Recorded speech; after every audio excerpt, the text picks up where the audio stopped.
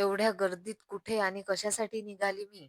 तर त्यासाठी तुम्हाला ब्लॉग पूर्ण पाहावा लागेल. नमस्कार, मी प्रांजली तुम्हा सगळ्यांचे एका मिनी ब्लॉगमध्ये मनापासून स्वागत करते. आज मी निघाली होती आईकडे जायला म्हणजे भातकुलीला जायला. कारण सॅटर्डे आणि संडेला 2 दिवस सुट्टी होती आणि या मुलाची म्हणजे रायबाची माझ्या बाच्याची मला खूप आठवण आली होती. तर त्याच्यासाठी मी त्याच्या भेटीसाठी गेले होते आणि गेल्या-गेल्या छान खेळलो त्याच्यासोबत, वेळ घालवला. तिथे गेल्यानंतर त्याचा चेहरा पाहिल्यानंतर खूप छान वाटतं आणि त्याच्यासोबत वेळ घालवल्यानंतर माझ्या शाहूला आणि मला सुद्धा खूप छान वाटतं.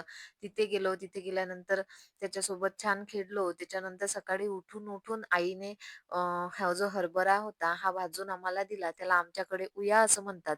तुमच्याकडे काय म्हणतात त्याला ते कमेंट्समध्ये मला नक्की सांगा. आणि त्याच्यानंतर 11 वाजता मला बाहेर जायचं होतं. त्याच्यासाठी मी रेडी झाले.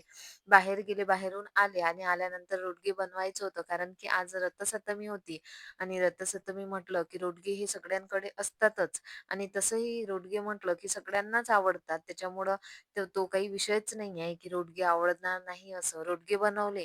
रोटगे बनवल्यानंतर माझ्या आजीने हे रोटगे असे शेकले.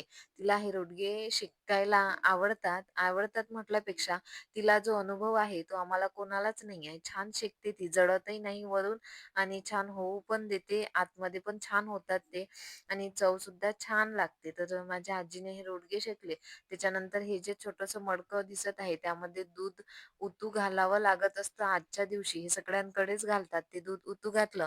त्याच्यानंतर भाजीचं जे डिपार्टमेंट असतं, ते नेहमीच माझ्याकडे असतं. त्याच्यामुळं मी भाजी बनवली आणि ह्या रायबाला आम्ही बाहेर जायचं होतं मंदिरात. त्याच्यासाठी रेडी करायचं होतं. तर माझ्या आईने याला रेडी केलं आणि आम्ही निघालो मंदिरात. तर तिथे बाजूनच मी मागच्या ब्लॉगमध्ये तुम्हाला दाखवलेलंच आहे. तिथे छान गजानन महाराजांचे मंदिर आहे. त्या मंदिरामध्ये आजी आणि मी गेली. आजीला रोज मंदिरात गेल्याशिवाय करमतच नाही. त्याच्यामुळं मला तिच्यासोबत जावं लागलं आणि माझी सुद्धा इच्छा होती मंदिरात जायची. आम्ही दोघीजणी मंदिरात गेलो.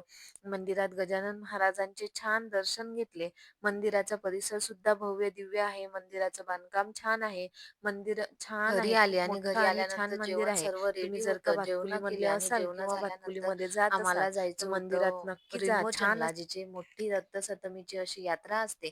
तर तुम्हाला जर का ती माझ्यासोबत पाहायची असेल, तर माझा नेक्स्ट ब्लॉग तुम्ही नक्की बघा.